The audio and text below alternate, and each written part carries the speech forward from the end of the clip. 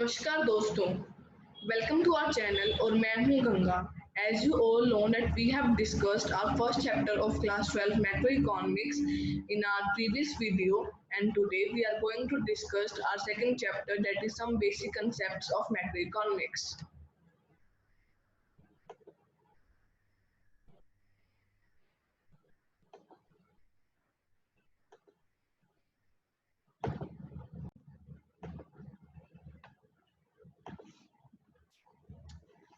In first chapter we have discussed the meaning of macroeconomics, and in second chapter we will discuss some basic concept of macroeconomics that will be form our base for next subsequent chapters.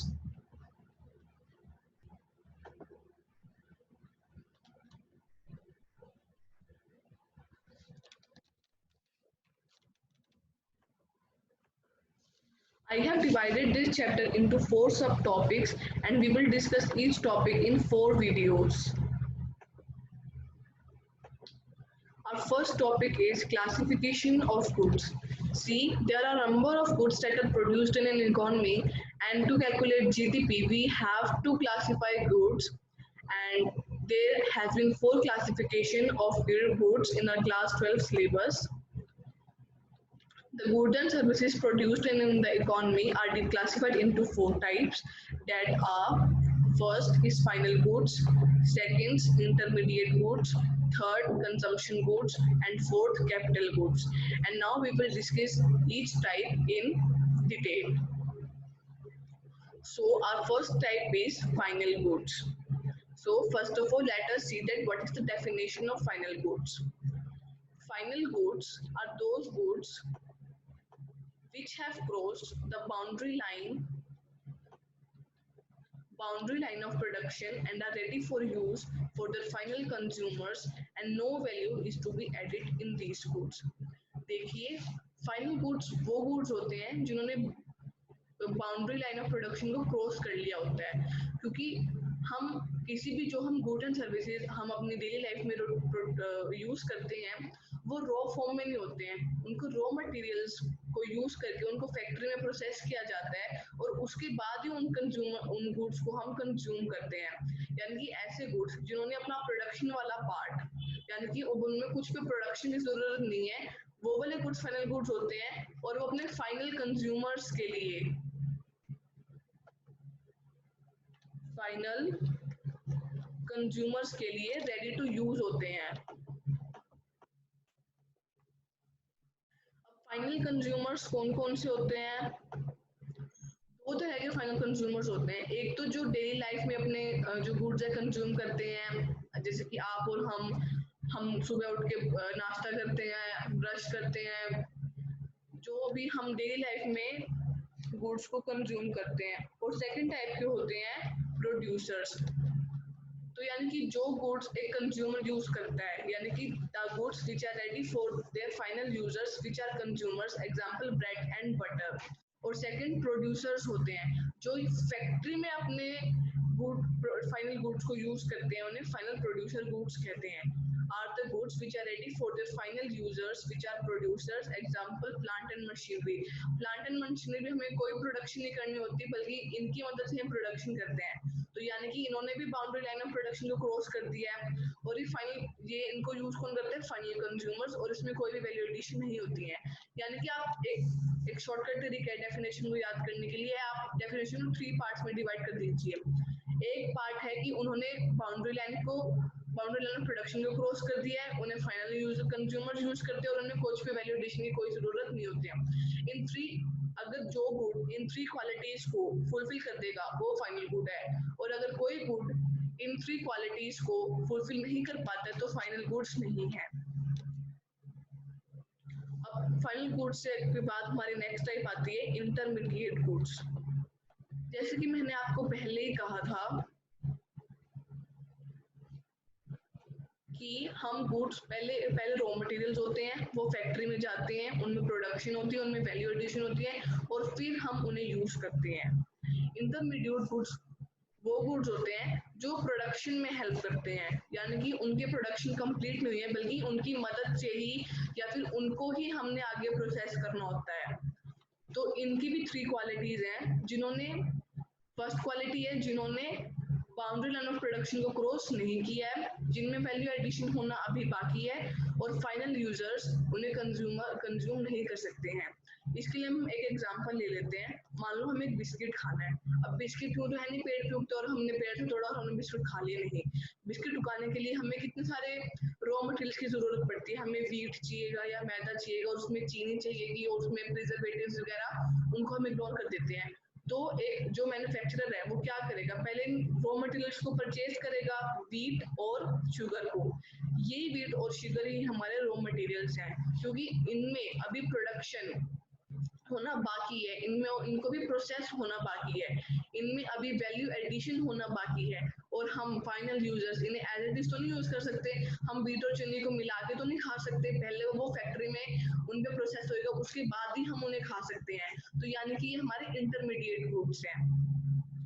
जो intermediate goods होते हैं वो 2 types के होते हैं, as a raw materials और as goods for resale.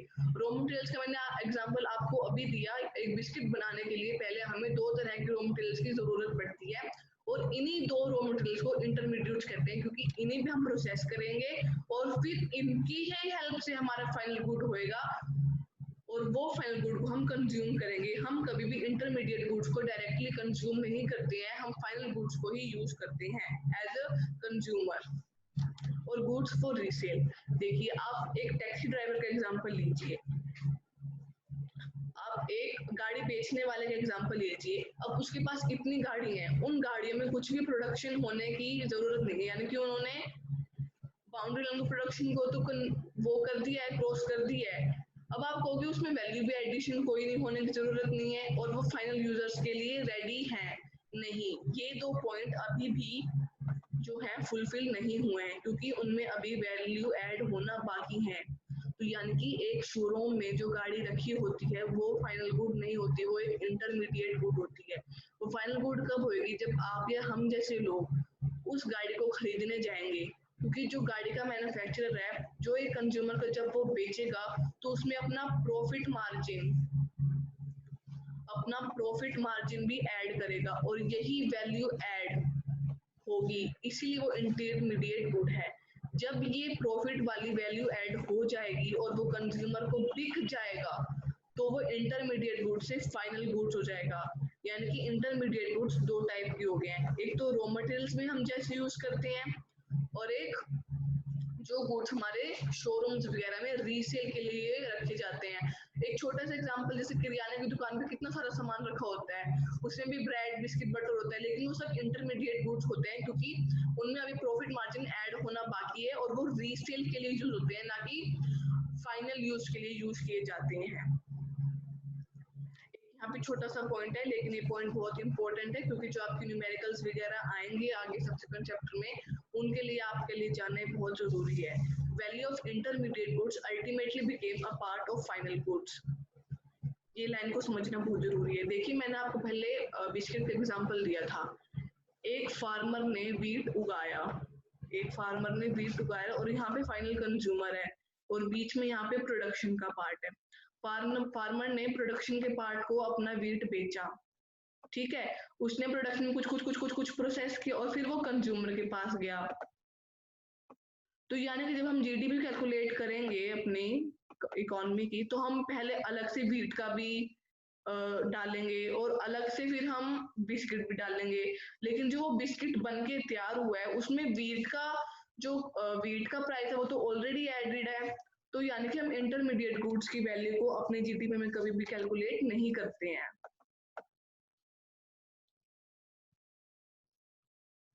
इतने मैं इरेज कर रही हूँ, आप एक बार डेफिनेशन को दोबारा से रीड कर लीजिए। नेक्स्ट टाइप की गुड है हमारी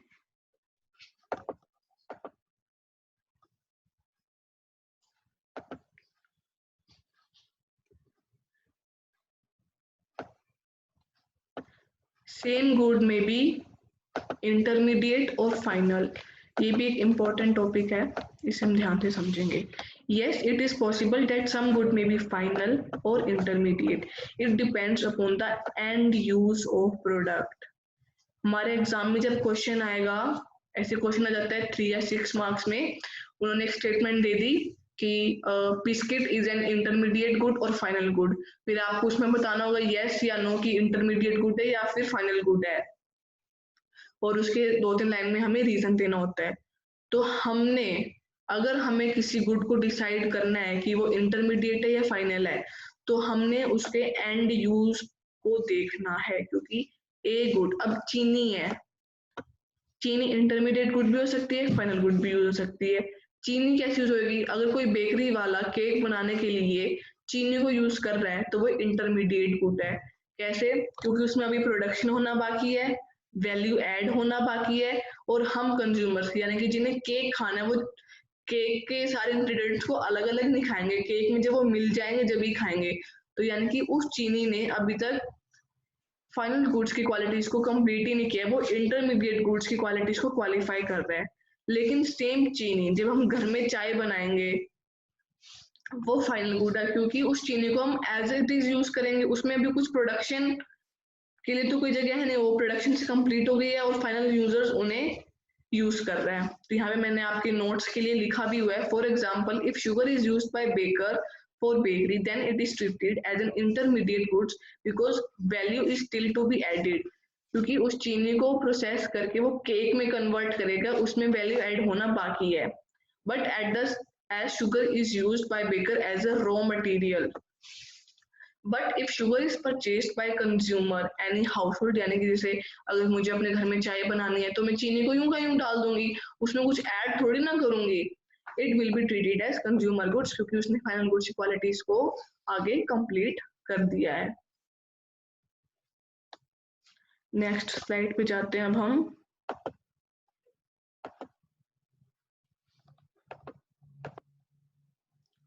कंजम्पशन गुड्स,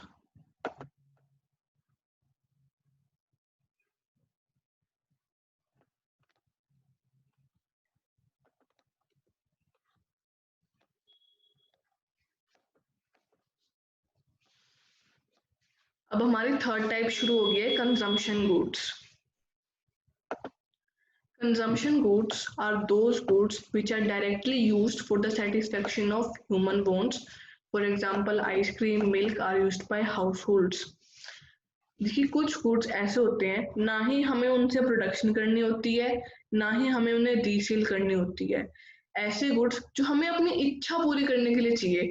अगर आज मेरे आइसक्रीम खाने का मन कर रहा है तो मैं एक आइसक्रीम जाऊंगी किसी भी आइसक्रीम स्टोर से और खा लूंगी, ना ही तो मैंने उसमें कुछ प्रोडक्शन ऐड करी, ना ही मुझे वो बेचनी है, मैंने सिर्फ अपनी सेटिस्फेक्शन के लिए, अपनी जो ह्यूमन वांट्स है, आपने क्लास 11 में सेटिस्फेक्शन ऑफ ह्यूमन वांट्स का कंसेप्ट पढ़ा होगा, फर्स्ट या सेकंड चैप्टर में आ जाता है। अपनी इच्छा को पूरा करने के लिए जो मैं गुड्स या सर्विसेज को कंज्यूम करूंगी वो कंजम्पशन गुड्स होते हैं। इसके आगे 4 टाइप्स हैं। फाइनल गुड्स भी एक तरह के कंजम्पशन गुड्स ही होते हैं, अगर हम उन्हें अपनी सेटिस्फेक्शन ऑफ वांट्स के लिए, जो फाइनल कंज्यूमर गुड्स होते हैं वो कंजम्पशन गुड्स की कैटेगरी में ही आते हैं। ये आगे 4 टाइप्स के हैं।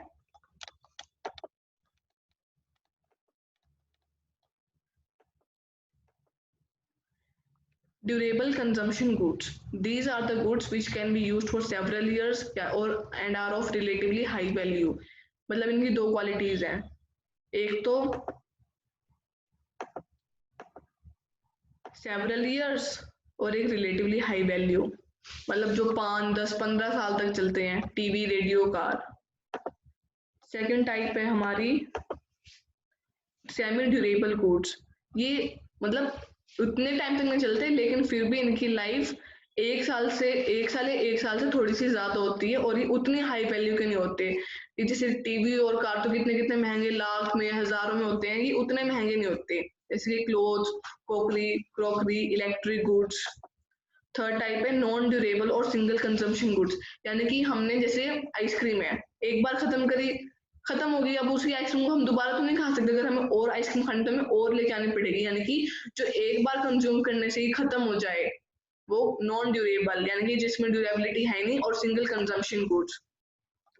फोर्थ है सर्विसेज। ये तीनों तो गुड्स के लिए थे और फोर्थ हमारे लिए सर्विसेज के लिए।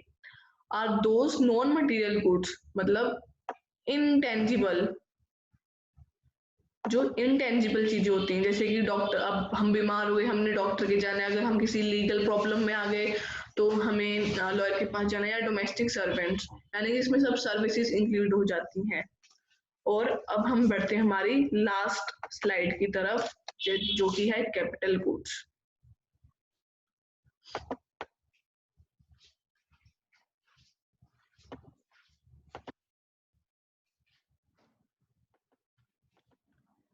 Capital goods are fixed assets of producers. Are fixed assets. ये की टर्म्स आप नोट कर लीजिएगा, इन्हें याद करने में हेल्प होगी। Are fixed assets of producers, ये नंबर 1 क्वालिटी है। Are used in the process of production and are of relatively high value. Example, plant and machinery. देखिए, एक मैन्युफैक्चरर जब अपने गुड्स को प्रोड्यूस करता है तो उसके लिए उसे कुछ फिक्स्ड एसेट्स की जरूरत पड़ती है। अब वो अपने हाथ से तो प्रोसेस नहीं करता, उसके लिए बड़े बड़े प्लांट एंड मशीनरी को रिक्वायरमेंट होती है, तो उन फिक्स्ड एसेट्स को हम कैपिटल गुड्स कहते हैं। यानी कि एक तो वो फिक्स्ड एसेट्स हैं और ये प्रोसेस ऑफ प्रोडक्शन में यूज होते हैं और बहुत बहुत बहुत महंगे होते हैं। प्लांट एंड मशीनरी कितनी महंगी होती है लगानी। Example, plant and machinery. आगे एक नोट है, all capital goods are producer goods but all producer goods are not capital goods। इसे देख के कंफ्यूज नहीं होना है, अभी 2 मिनट लगेंगे बस समझने में।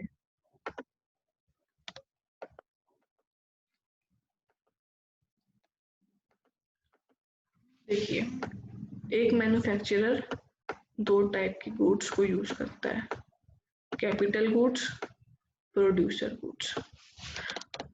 अब एक मैन्युफैक्चरर एक तो बड़े बड़े प्लांट एंड मशीनरी को भी यूज करता है, लेकिन कुछ छोटे छोटे टूल्स भी यूज करते हैं। मान लो कोई पेंचकस हो गया, कोई स्क्रू ड्राइवर हो गया, इन सब टूल्स को भी तो एक जो मैन्युफैक्चरर है वो यूज करता है, लेकिन इन स्क्रू ड्राइवर को या पेंचकस को हम कैपिटल गुड्स में इंक्लूड नहीं करेंगे। क्यों नहीं करेंगे? ना तो ये फिक्स्ड एसेट्स हैं, हाँ ये प्रोसेस ऑफ प्रोडक्शन में यूज होते हैं, लेकिन ये फिक्स्ड एसेट्स नहीं होते और इनकी वैल्यू भी इतनी हाई नहीं होती हैं। तो जो कैपिटल गुड्स हैं वो प्रोड्यूसर गुड्स तो हैं, क्योंकि उन्हें एक प्रोड्यूसर यूज करता है, लेकिन सारे प्रोड्यूसर्स कुछ कैपिटल गुड्स नहीं होते, क्योंकि सारे जो प्रोड्यूसर्स गुड्स हैं ना ही वो फिक्स्ड एसेट्स होते हैं और ना ही वो सेवरल ईयर्स के लिए यूज होते हैं और ना ही वो हाई वैल्यू के लिए होते हैं।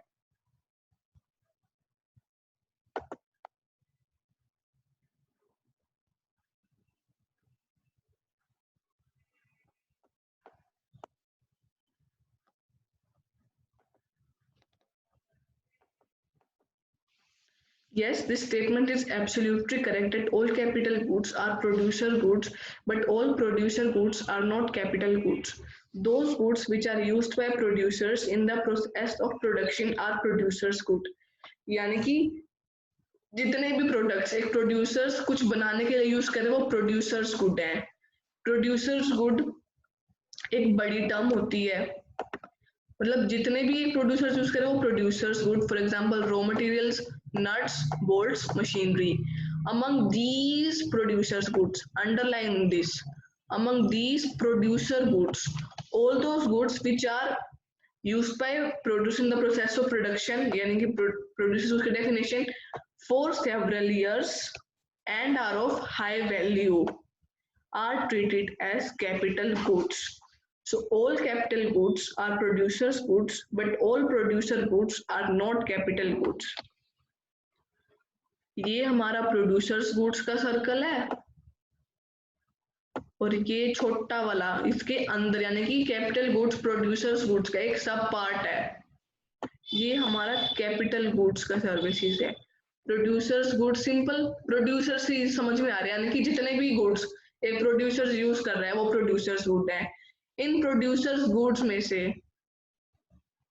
कुछ ऐसे भी गुड्स हैं जो एक प्रोड्यूसर्स यूज करता है, वो एक तो बहुत सालों के लिए 10-15 सालों के लिए यूज होंगे और बहुत बहुत बहुत महंगे होंगे, वो कैपिटल गुड्स में आ जाते हैं। तो इसीलिए जितने भी कैपिटल गुड्स हैं वो प्रोड्यूसर्स गुड्स तो हैं, लेकिन सारे यानी कि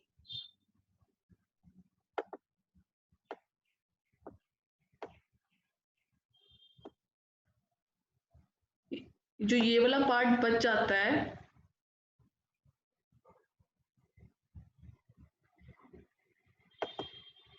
जो ये वाला पार्ट है,